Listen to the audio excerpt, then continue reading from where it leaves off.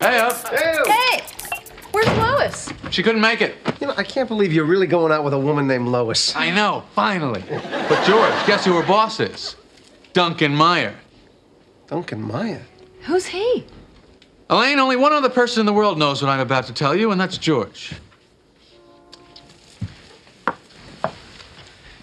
When we were in the 9th grade, they had us all line up at one end of the schoolyard for this big race to see who was going to represent the school in this track meet. Mm-hmm. I was the last one on the end. George was next to me, and Mr. Bevilacqua, the What's that? Mr. Bevilacqua, the gym teacher. Oh, of course. Right. He was down at the other end. So he yells out, "Ready, on your mark, get set," and I was so keyed up, I just took off. By the time he said go, I was 10 yards ahead of everybody. No. I looked up, I couldn't believe it. By the time the race was over and I had won, I was shocked. Nobody had noticed the head start. Really? Yes, and I had won by so much, a myth began to grow about my speed. Only Duncan suspected something was amiss. He's hated me ever since. And now he's back. Well, what happened when you raced him again? I never did. In 4 years of high school, I would never race anyone again. Not even to the end of the block or to catch a bus. And so the legend grew. Everyone wanted me to race. They begged me.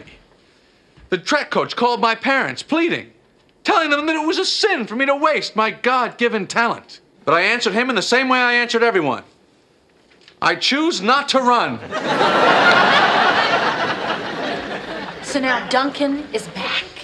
He's back. As I knew he would be someday. Man, that's some tart cider.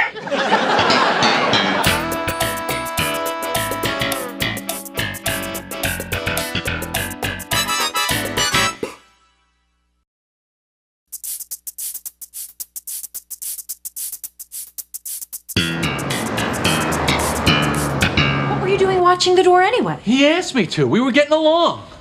You know, my fingerprints are all over this. That doorman knows you're a friend of mine. He'll tell that co-op lady. She'll tell Mr. Pitt. Jerry, I'm in this too deep. Don't you find it odd that as soon as he leaves, the couch gets stolen? Maybe he's setting me up. All right, shut up. Just let me think. I gotta think. We gotta get our story straight. All right, well, what if we say All right, here it is. This is what we'll tell him. You came to pick me up. I came to pick you up. Yeah, that's what I just said. No, I was just... No, I know what you were just. It's not helping. All right, well, just start again then. Okay, you came to pick me up, Right. but... You see, again. What? I said right. All right, you came right upstairs without talking to the doorman. But the doorman's gonna say that I was there. Oh, what? No one's gonna believe a doorman. But I don't know if this is gonna work. Just stick with the story. We'll be fine. Let me do the talking. Okay. Good, now fix me a drink.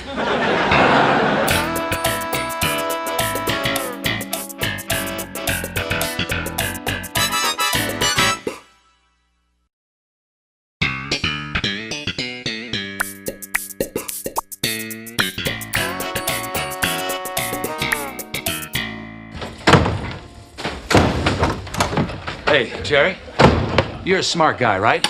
No question about it. All right. You know I was supposed to go on this special tour today with George's girlfriend? At the zoo? Yeah, but before I met up with her, I stopped to look at the monkeys when all of a sudden I am hit in the face with a banana peel. I turn and look, and there is this monkey really laughing it up.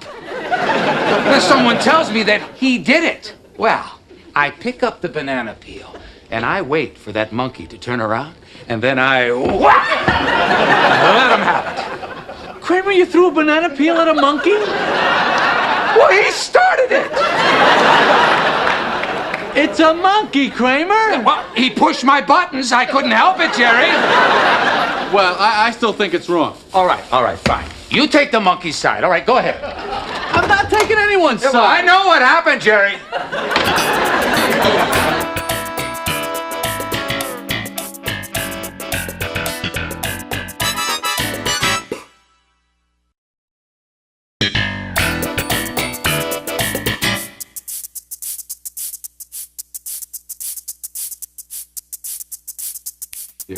Okay, I'll call you later. All right, bye. Hey. Wow. I had a very interesting lunch with George Costanza today. Really? We were talking about our lives, and we both kind of realized we're kids. We're not men. So then you asked yourselves, isn't there something more to life? Yes, we did. Yeah, well, let me clue you in on something. There isn't. There isn't. Absolutely not. I mean, what are you thinking about, Jerry? Marriage? Family? Well, they're prisons. Man-made prisons. You're doing time. You get up in the morning, she's there. You go to sleep at night, she's there. It's like you gotta ask permission to use the bathroom. Is it all right if I use the bathroom? really? Yeah, and you can forget about watching TV while you're eating. I can? Oh, yeah. You know why? Because it's dinner time. And you know what you do at dinner? What? You talk about your day. How was your day today? Did you have a good day today or a bad day today? Well, what kind of day was it? Well, I don't know. How about you? How was your day? Boy, it's sad, Jerry. It's a sad state of affairs. I'm glad we had this talk. Oh, you have no idea.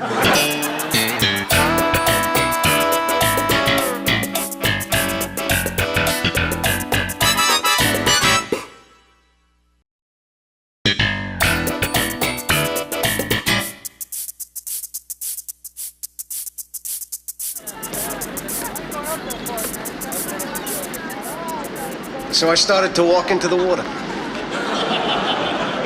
I won't lie to you, boys. I was terrified. But I pressed on. And as I made my way past the breakers, a strange calm came over me. I don't know if it was divine intervention or the kinship of all living things, but I tell you, Jerry, at that moment, I was a marine biologist. George, I've just been reading this thing in the paper. It's unbelievable. I know, I was just telling them the story. Well, come on, George, finish the story. The sea was angry that day, my friends. Like an old man trying to send back soup in a deli.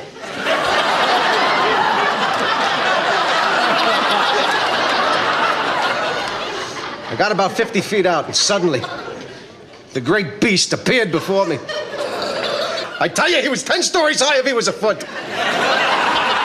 As if sensing my presence, he let out a great bellow. I said, "Easy, big fella." And then, as I watched him struggling, I realized that something was obstructing its breathing. From where I was standing, I could see directly into the eye of the great fish. Mammal. Whatever. Hey, what did you do next? Well, then, from out of nowhere, a huge tidal wave lifted me, tossed me like a cork, and I found myself right on top of him, face to face with the blowhole. I could barely see from the waves crashing down upon me, but I knew something was there. So I reached my hand in, felt around, and pulled out the obstruction.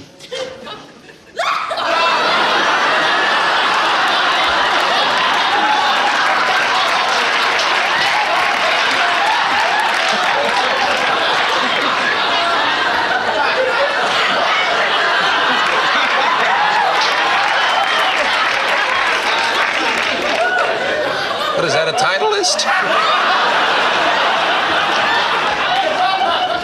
A hole in one, huh?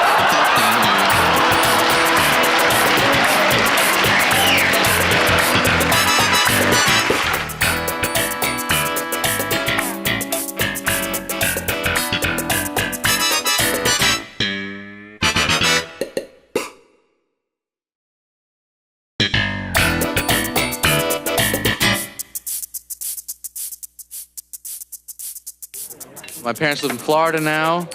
They moved there last year. They didn't want to move to Florida, but they're in their 60s, and that's the law. You know how it works. They got the leisure police.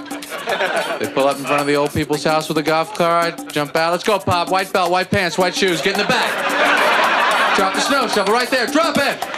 I am not much for the family gathering. You ever sit there and the conversation is so boring, it's so dull, and you start to fantasize. You know, you think, what if I just got up and jumped out that window? Wonder what, Just crashed right through the glass, you know. Come back in, there's broken glass, everybody's all upset. No, I'm all right. I was just a little bored there. And, no, I'm fine. I came back. I wanted to hear a little more about that Hummel collection, Aunt Rose. Let's pick it up right there.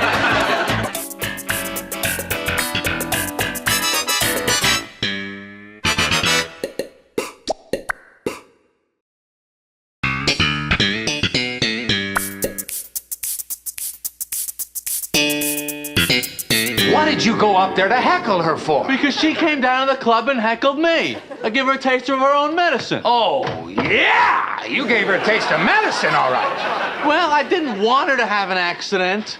What accident? Well, after he heckled Toby, she got so upset she ran out of the building and a street sweeper ran over her foot and severed her pinky toe. That's unbelievable! Yeah, then after the ambulance left, I found the toe. So I put it in a Cracker Jack box, filled it with ice, and took off for the hospital. You ran? No, I jumped on the bus. I told the driver, I got a toe here, buddy. Step on it. Holy cow! Yeah. Then, all of a sudden, this guy pulls out a gun. Well, I knew any delay's gonna cost her her pinky toe, so I got out of the seat and I started walking towards him. He says, where do you think you're going, Cracker Jack? I says, well, I got a little prize for you, buddy. Knocked him out cold. How could you do that? Yeah, then everybody is screaming because the driver, he's passed out because of all the commotion. The bus is out of control. So I grab him by the collar, I take him out of the seat, I get behind the wheel, now I'm driving the bus. You're Batman. Yeah, I am Batman. Then the mugger, he comes to and he starts choking me. So I'm fighting him off with one hand and I kept driving the bus with the other, you know? Then I managed to open up the door and I kicked him out the door, you know, with my foot, you know, at the next stop. You kept making all the stops?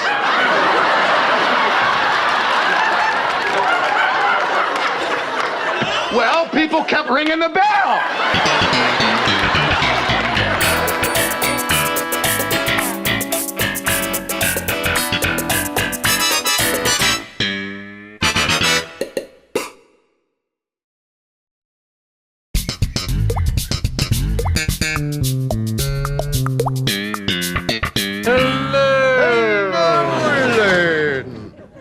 What's that? Oh, it's just a stupid thing.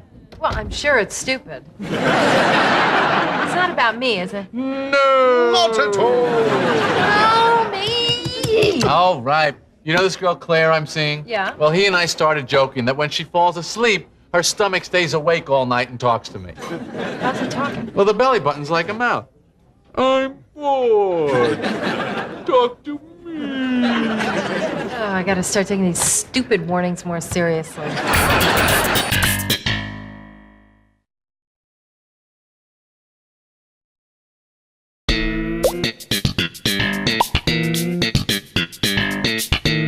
Waiting room. I hate when they make you wait in the room. Because it says waiting room. There's no chance of not waiting. Because they call it the waiting room. They're going to use it. They've got it. It's all set up for you to wait. And you sit there, you know, and you got your little magazine. You pretend you're reading it, but you're really looking at the other people. You know, you're thinking about them, things like, I wonder what he's got.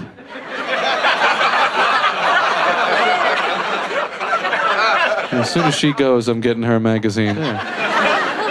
And then they finally call you, and it's a very exciting moment. They finally call you, and you stand up, and you kind of look around at the other people in the room. Well, I guess I've been chosen. I'll see you all later. You know, so you think you're going to see the doctor, but you're not, are you? No, you're going into the next waiting room, the littler waiting room. But if they are, you know, doing some sort of medical thing to you, you want to be in the smallest room that they have, I think. You don't want to be in the largest room that they have. You know what I mean? You ever see these operating theaters that they have with like stadium seating? You don't want them doing anything to you that makes other doctors go, I have to see this. Are you kidding? Are they going to really do that to him? Are there seats? Can we get in? Do they scalp tickets to these things? I got 2 for the Winslow tumor. I got 2.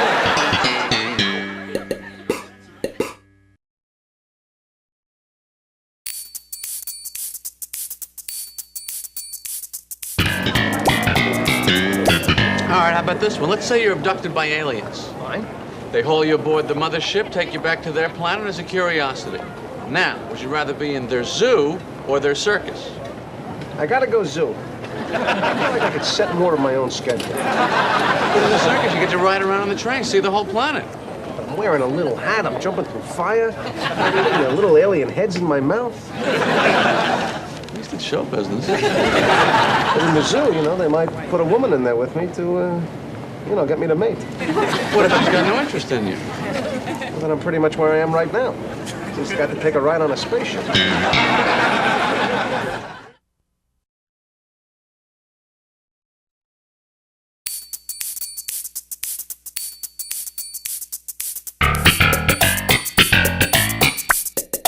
Anywhere in the city. Anywhere in the city, I'll tell you the best public toilet. Okay. 54th and 6th. Sperry Rand Building, 14th floor, Morgan Apparel. Mention my name. She'll give you the key. All right. 65th and 10th. Are you kidding? Lincoln Center, Alice Tully Hall, the Met. Magnificent facilities.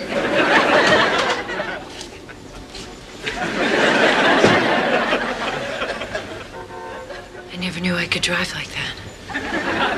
I was going faster than I've ever gone before, and yet it all seemed to be happening in slow motion. I was seeing 3 and 4 moves ahead, weaving in and out of lanes like an Olympic skier on a gold medal run. I knew I was challenging the very laws of physics. At Queens Boulevard, I took the shoulder. At Jewel Avenue, I used the median. I had it. I was there. And then I hit the Van Wyck. They say no one's ever beaten the Van Wyck. But gentlemen, I tell you this. I came as close as anyone ever has.